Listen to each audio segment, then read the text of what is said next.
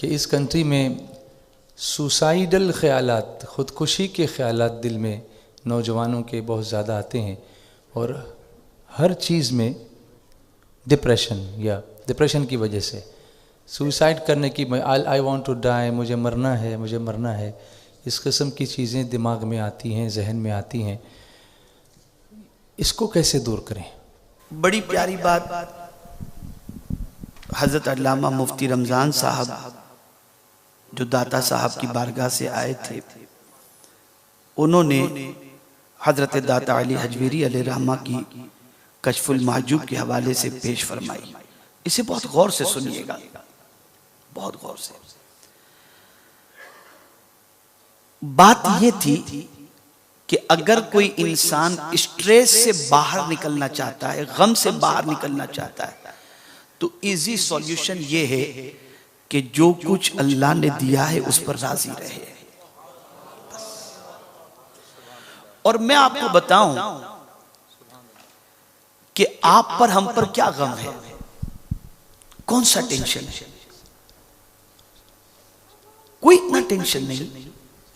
बस टेंशन इस चीज का है, हमारी ये आरज़ू है पूरी नहीं होती, बस यही टेंशन है। मुझे ये चाहिए था नहीं मिला, मुझे इतने परसेंटेज चाहिए थे नहीं मिला। कभी कभी आदमी सोचता है मैं इतना क्वालिफाइड हूं और मुझे जॉब नहीं मिली, ये बिल्कुल अनपढ़ है, देखो कहां से कहां निकल गया। ये आदमी देखता है। फिर कभी एक आदमी ऐसा होता है, खुद अपने आप को हैंडसम समझता है, लेकिन बीवी उसको ऐसी नहीं मिलती। दोस्त की बीवी बड़ी खूबसूरत है तो सोचता है उसकी वाइफ ऐसी क्यों। कभी किसी के बारे में वो ये सोचता है कि इसको वॉइस कितनी अच्छी मिली, मुझे नहीं मिली। ये सारी चीजें इंसान के अंदर होती हैं। इंसान की आरज़ुएं दर हकीकत उसे डिप्रेस में ले जाती है।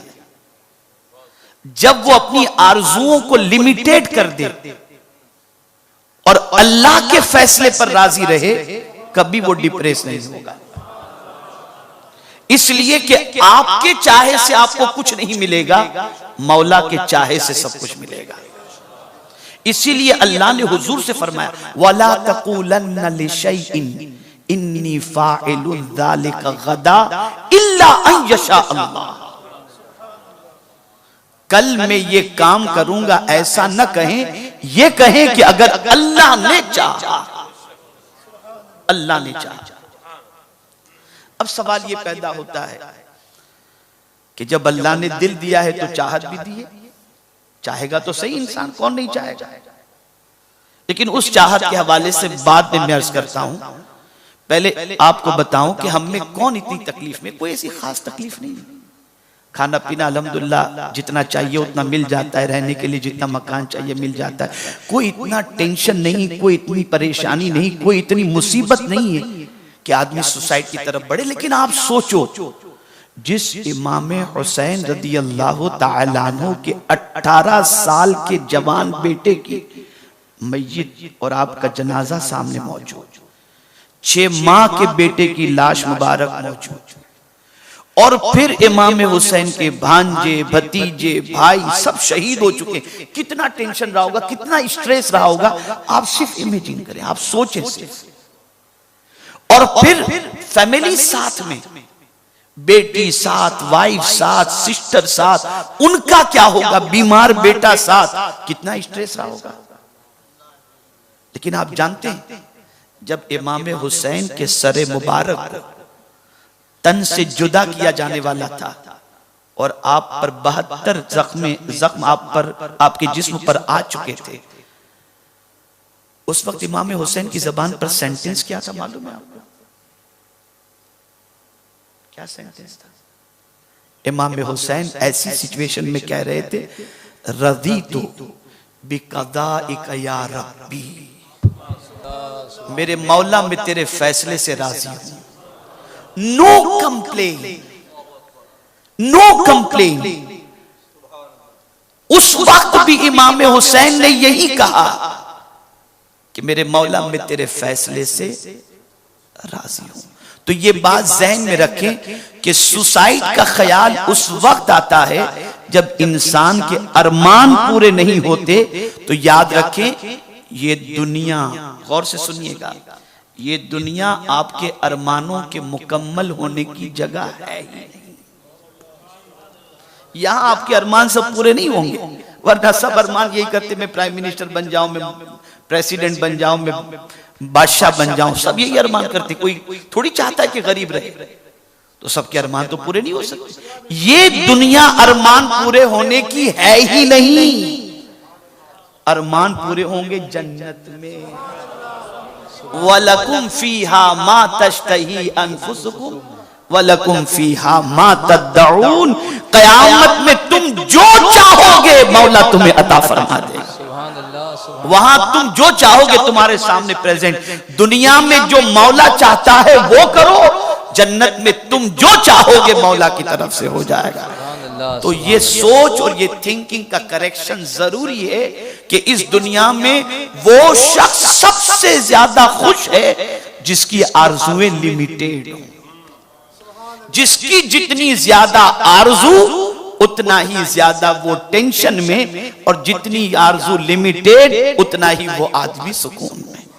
तो सुसाइड का ख्याल इसलिए आता है कि आरजुएं आदमी बहुत ज्यादा कर लेता है, तो ये आरजुएं यहां पर करने की जरूरत नहीं, और हर आरजू किसी की पूरी हो भी नहीं सकती।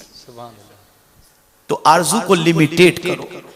और इसीलिए मेरे आका सल्लल्लाहु अलैहि वसल्लम ने इरशाद फरमाया, दीन के मामले में अपने से बेहतर को देखो और दुनिया के मामले में अपने से कमतर को देखो, कभी तुम्हें टेंशन नहीं होगा। अगर तुम खुद के मकान में रहते हो तो रेंट पे रहने वालों को देखो, रेंट में जो रहते हैं होमलेस जो हैं उनको देखें, तो इंशाअल्लाह अल्लाह का शुक्र अदा करने का जज्बा पैदा होगा और कभी सुसाइड का ख्याल नहीं। और सुसाइड और मुसलमान ये ख्याल भी जहन में नहीं आना चाहिए, इसलिए कि कुरान मुकद्दस में अल्लाह अज़्ज़ व जल्ल ने इरशाद फरमाया, वमन यक़नतु मिर रहमति रब्बिही इल्ला द-दाल्लून। अल्लाह की रहमत से वो मायूस होता है जो गुमराह है। तो आप रहमत से मायूस क्यों होते हो? उसकी जात बहुत अरफ़ व आला है, वो पलक के झपकते सारे सॉल्यूशन, सारे प्रॉब्लम सॉल्व कर देगा। और इसीलिए मेरे आका सल्लल्लाहु अलैहि वसल्लम ने एक अमल बताया, जो इस अमल को करेगा सरकार सल्लल्लाहु अलैहि वसल्लम फरमाते हैं वो टेंशन लेस हो जाएगा। आकाए करीम फरमाते हैं, ला हौला वला कुव्वत इल्ला बिल्लाह। ये 99 बीमारियों का इलाज है, उसमें सबसे छोटी बीमारी गम है, टेंशन है। अब जब छोटी बीमारी गम है उसमें हम इतने परेशान हैं, तो इससे बड़ी बीमारियां जो दूसरी हैं उसका क्या आलम होगा। लेकिन कुर्बान जाइए रहमत आलम सल्लल्लाहु अलैहि वसल्लम की अजमत पर कि वो कौन सा टेंशन है जिसका टेंशन मुस्तफा को न हो। हमारे हर टेंशन का टेंशन मुस्तफा प्यारे सल्लल्लाहु अलैहि वसल्लम को, इसलिए हर टेंशन का हल मेरे आका सल्लल्लाहु अलैहि वसल्लम ने अता फरमाया। सुभान अल्लाह, सुभान अल्लाह। Basically, the question was about depression and suicidal thoughts which come to our minds. Hazrat just went to the base of the problem and he said the base of the problem is the desires. The less the desires, the less the tension. The less the tension, no suicidal thoughts.